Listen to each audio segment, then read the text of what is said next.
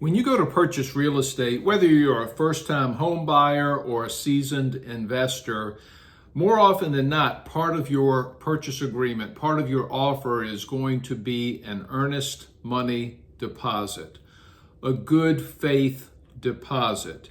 It is an amount that is set forth that you are going to put down. It's going to be held in escrow, and it's going to go toward whatever you owe at the end should the seller accept your offer.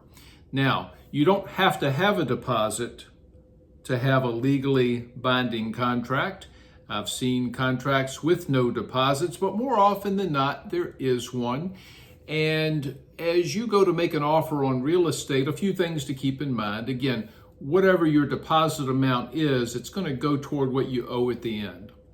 In most residential sales contracts between a home buyer and a home seller, that deposit is actually refundable if your financing gets turned down because your contract is subject to you getting the financing, or maybe if the home inspection's done and you don't come to an agreement as to what's going to be done about that. Typically, you'll get your deposit back.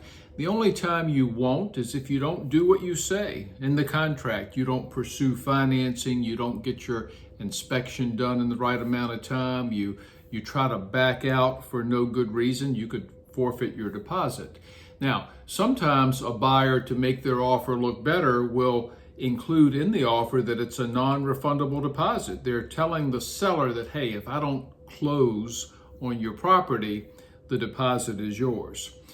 Keep in mind that while the deposit doesn't have to be a certain amount, the larger the deposit on your purchase agreement, the more it conveys a message of strength and of seriousness to the buyer. So just remember that while it doesn't have to be big, the larger it is, the seller is thinking this person is serious. And if you go ahead and say that, hey, it's non-refundable, then they know you're very serious. So the deposit is an important part of your offer. It can communicate that you are well positioned financially if it's a larger deposit. It can give the seller confidence. It can make the seller look at you as more of a sure thing than someone who's putting down a little deposit.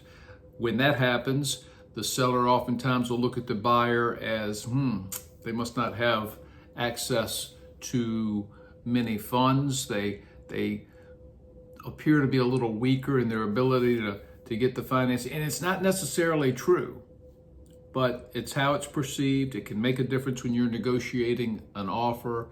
An earnest money deposit, a good faith deposit, is an important part of buying and selling real estate.